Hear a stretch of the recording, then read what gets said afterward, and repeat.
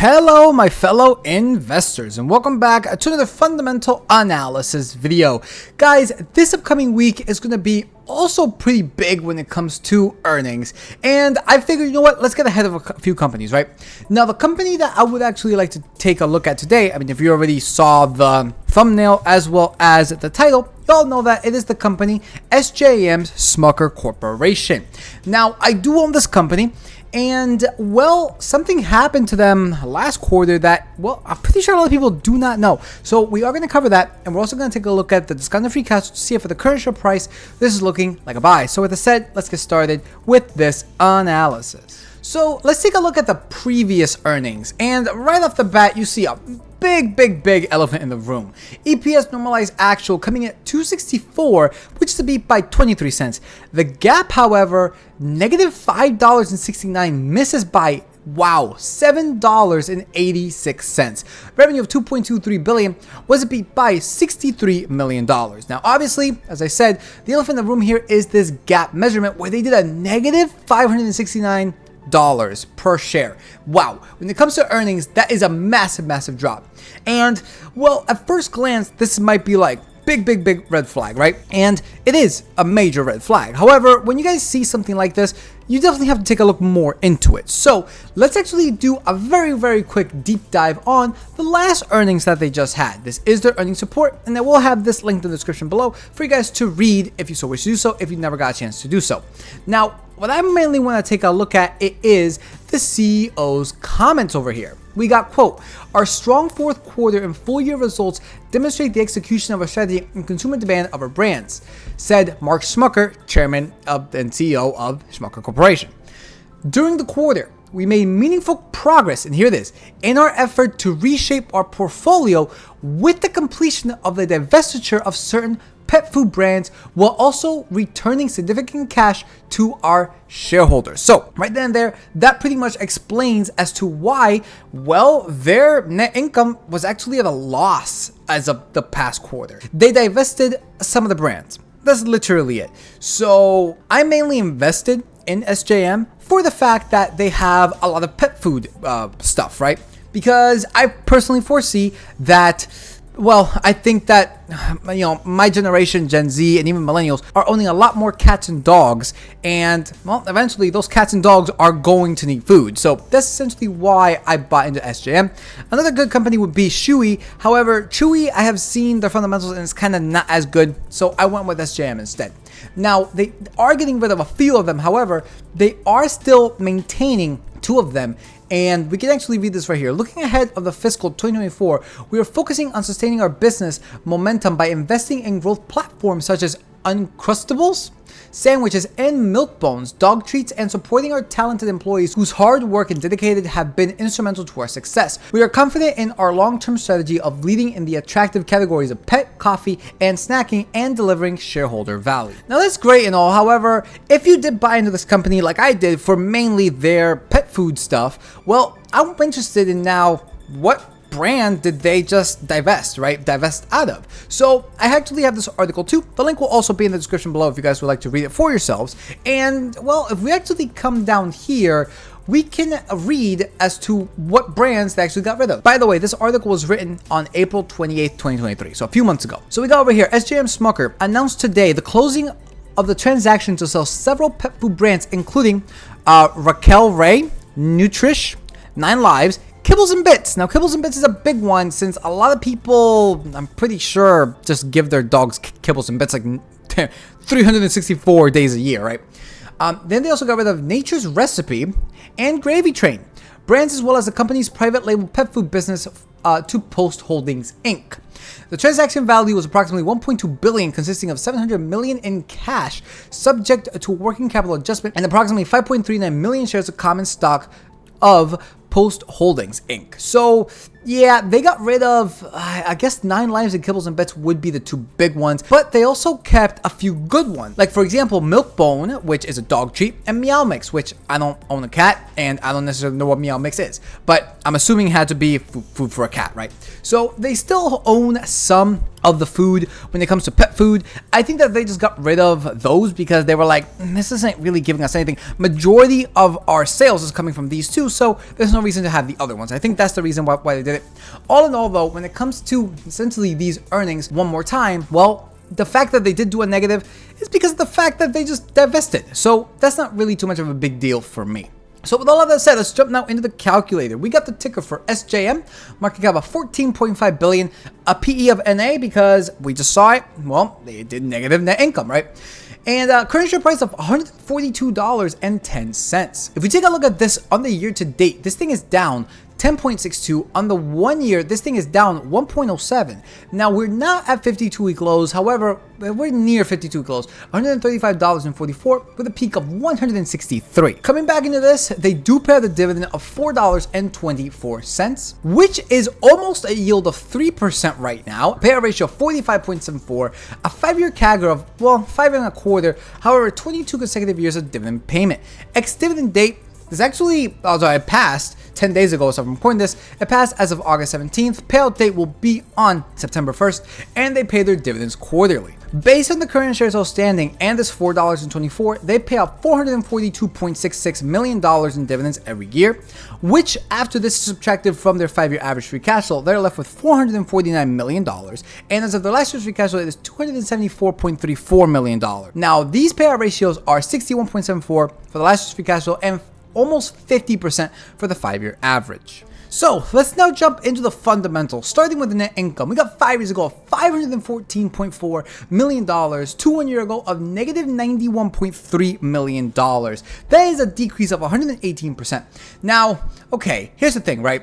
We know why this occurred, right? We know why this occurred. They divested. That's not of any surprise. However, we can see that, well, 2 years ago was a little bit of a dip. Now, the issue with this kind of graph is that, well, this is an outlier. Unfortunately, since we can't look into the future, for all we know, next year might be higher than that of 2 years ago, right? Seeing that this is an outlier, we really can't make an assessment as to where this might go, right? But if I had to give a guess, I would say that they probably do a little bit lower than that of the 2 year ago value. All in all though, because that's an outlier, I'm not going to ding it too much. I am going to have to ding it because of the 2 years ago. So I'm going to say, guys, I would think at around like a 50% because I personally have no idea where this net income is going. When it comes into now the free cash flow, we got 5 years ago of $781 million, 1 year ago of $717 million. That is a decrease of 8% with an average of $892.2 million.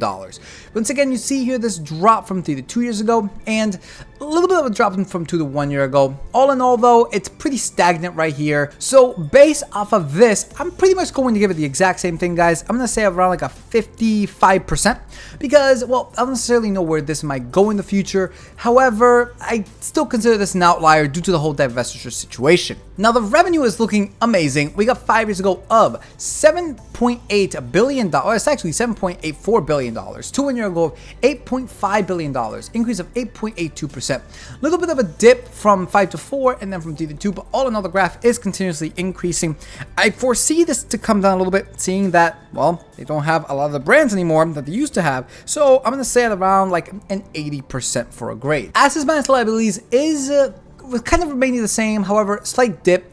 But again, we're probably going to see more of a dip due to the, actually this current year over here is already taking into account the divestitures. So if this is it, then I can only foresee this thing to go up from here.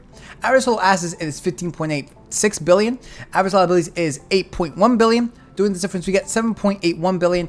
I'm gonna say, guys, I would think like a 70%. Cash flow minus liabilities is actually doing fairly decent. The lowest point was 5 years ago at negative $7.96 billion with a slight decrease here, 3 to 2, but all in all, it is still uptrending as you can see by this graph. In fact, 1 year ago, it is at negative $6.9 billion with an average of negative $7.36 billion. So I'm actually going to give this, I would think like a 70%. Shares outstanding is looking absolutely amazing. As you guys could see, 1 year is when they increased it, and that was from 5 to 4, but then after that, they just bought back ever since. And you can see 5 years ago, it was 113.7 million shares to today of 140 124.4 million shares. That's a decrease of almost 8.2%, and from the previous year to the current year is a buyback of almost 2%.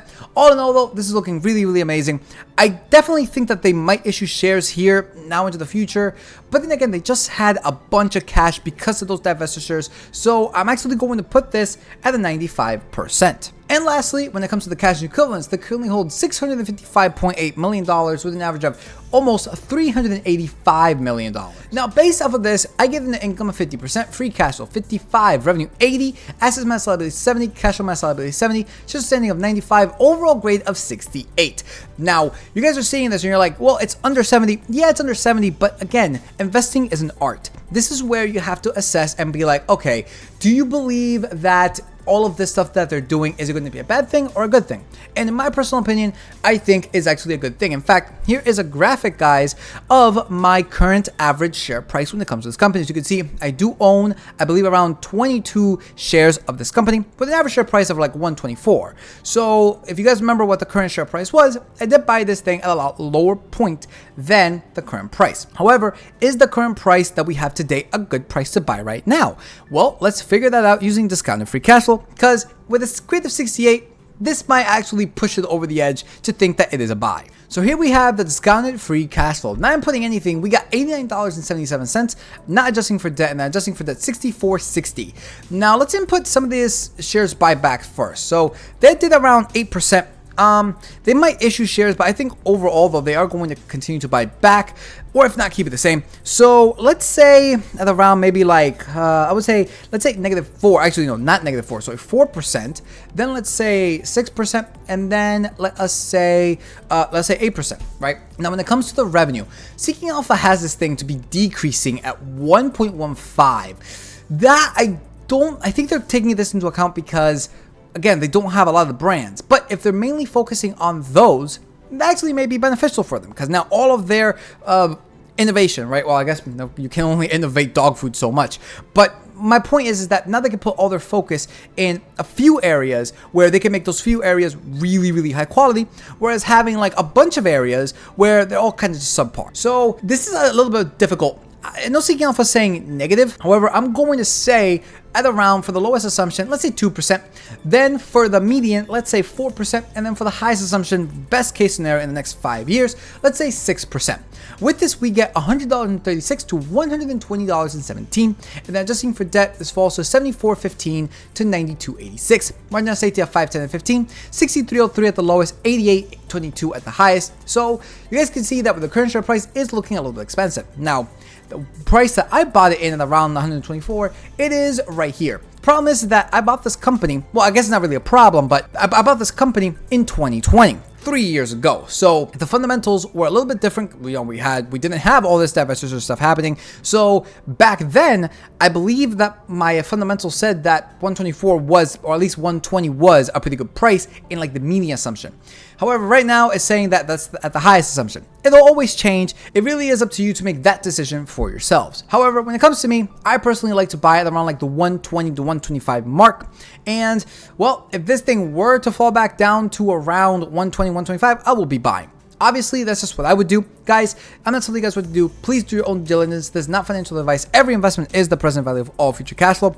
These calculators are available for free, and these earnings report and the article that you saw are also in the description below for you guys to make your own decisions for yourselves. All we ask for in return for daily free content, live streams, and hopefully a lot more to come, guys, is just like, subscribe, comment. It really does help here with the algorithm on YouTube as well as Rumble. The goal it is, well, 3,000 subs by September 3rd, though I don't think we're going to reach that. Still, though, let's see if we can get to 200 subs on Rumble by the end of the year, and let's say 3,000 by the end of the year also for YouTube. I think we could hit that no problem. So, again, if you do like this kind of content, it's free. Everything is for free. All we really do ask for is just like, subscribe, comment, and of course, share. Now, when it comes to this dividend at almost 3%, putting in $5,725, this stands to $170.83 in annual dividends. And when it comes to the options chains, this company actually doesn't have weekly chains. We're looking at right now, September 15th, 2023.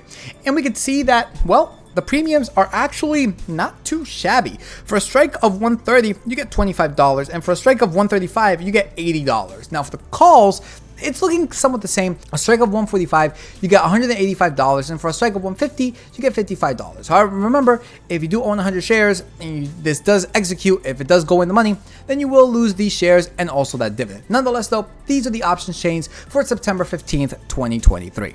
All in all, though, this is by far my favorite of the pet food companies. I really, really do like this company. I know a lot of people say Chewy, but I've taken a look at Chewy's fundamentals and they're just not there. I do prefer this one, even though they did just get rid of a few of their pet foods. Well, I still like a bunch of their other products, just like the peanut butter. And they still have some of the dog food stuff, which is the main reason, or pet food stuff, which is the main reason why I bought them to begin with. So I think they're still okay for me. Anyways, that pretty much does it for this video. Y'all can follow us on the new tech sites, link is in the description below. So with that said, peace out, and we will see you all next time.